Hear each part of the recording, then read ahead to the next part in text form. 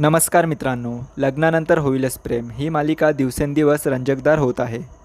काव्याचं नवीन रूप आता एका वेगळ्या संकटाला आव्हान देत आहे. जीवाचा वाढदिवस असूनही त्याला आता खूप मोठं टेन्शन आलेलं आहे, कारण काव्याने आता त्याला धमकीच दिलेली आहे की ती आपल्या नात्यातील सत्य सगळ्यांना सांगणार.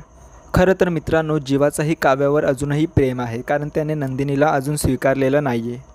तर जीवाही काव्याला ते समजवण्याचा प्रयत्न करतोय की आता कुठे तुझ्या आईची तब्येत बरी झाली आहे, नंदिनी बरी झाली आहे. त्याचमुळे जर आता आपल्या नात्याबद्दल सगळ्यांना कळालं तर खूप मोठा घोळ होऊन जाईल. खरं म्हटलं तर जीवाला त्याचं नातं स्वीकारण्यासाठी वेळ हवा आहे, पण मात्र काव्याकडे आता वेळच नाही आहे. पार्थसोबत असणारं खोट्या नवरा बायकोचं नातं तिच्या अंगाशी आलं आहे. त्याचमुळे ती ठरवते की आता आपण लवकरात लवकर जीवाबद्दल असलेलं नातं सगळ्यांना सांगायचं.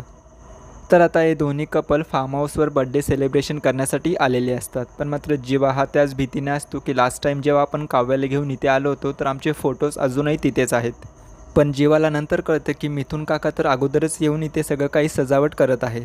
काव्याला असं वाटतंय की आता आपण तिथे गेल्यानंतर सगळ्यांनाच हे सत्य समजेल, पण मात्र मिथुन काकाने आता ते सगळे फोटोज वगैरे काढून टाकलेले असतात.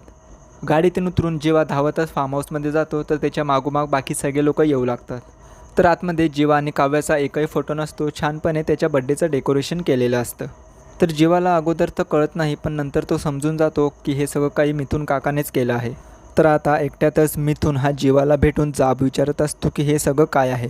शेवट जीवाला मिथुन काकांना सगळं सत्य सांगावंच लागतं. त्यावर रागवतच आता मिथुन म्हणतो की अरे तू काय केलंस, एकाच वेळी 2 मुलींची आयुष्य तू उद्ध्वस्त केली आहेत आणि आता तू पुढे काय ठरवलं आहे. एकाच घरात राहून तुम्हाला एकमेकांशिवाय राहता येणार आहे का. हे बघ जीवा, अजूनही वेळ गेलेली नाही आहे. तुमच्या लग्नाला 1च महिना झाला आहे. तू जर वेळेतच सगळ्यांना सत्य सांगितलं नाही तर पुढे जाऊन खूप मोठा घोळ होणार आहे आणि त्यानंतर हे प्रकरण निस्तारता येणार नाही.